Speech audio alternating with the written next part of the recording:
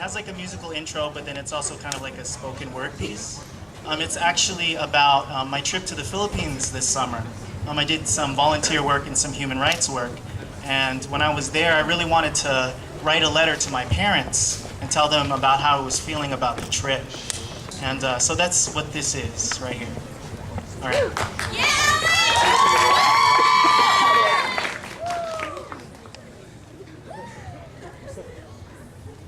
Lapit mga kaibigan at makinig kayo.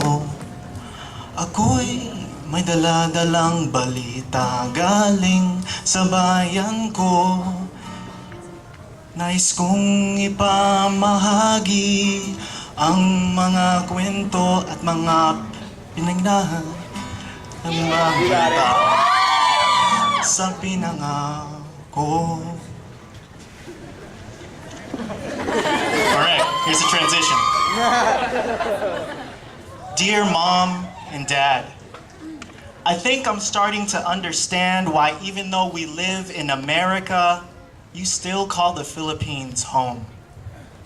I've been here for a month now, and aside from the heat, mosquitoes, and lack of flushing toilets, I think I'm starting to love it here.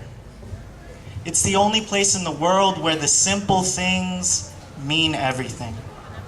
Where on a hot, sweltering day, you can drink cold soda from a plastic bag. Where you can spend late nights singing Magic Mike and have the volume up to a deafening pitch, but the neighbors don't call the cops. Where you can walk through your family's hometown and meet 100 first, second, and third cousins that you never knew you had. And everybody comes out to greet you, and everybody knows your name. And even though I was born in America, I sometimes feel more at home here in the Philippines than I do back home in Washington.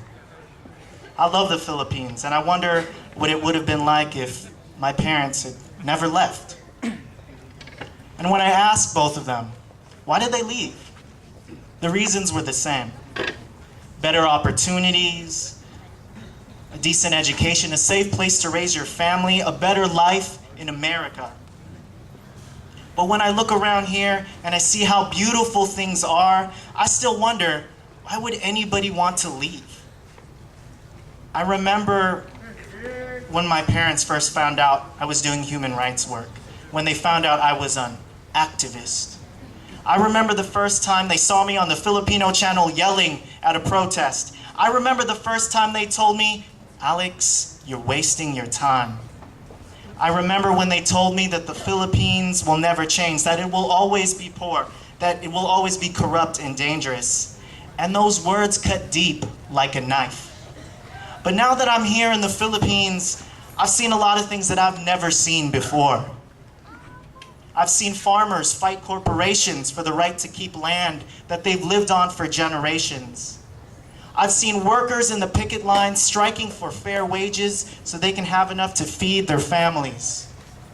I've seen students stand up against police batons because the government wants to add to the military budget but cut from the education budget. I've seen mothers struggle every day without pause to feed their children. And though it sounds sad, I still have hope. Because when I see Filipino people, I see people who are strong. I see Filipino people who aren't helpless. I see Filipino people who hustle to survive and who won't take no for an answer. Because when I look at Filipino people, I look at my parents' faces. And when I see their faces, I see struggle, and I have hope. And I have hope that the Philippines will one day change. And after this trip, I think I'm starting to understand why even though we live in America, you still call the Philippines home. And I realize that I'm fighting for home too. Your son, Alex.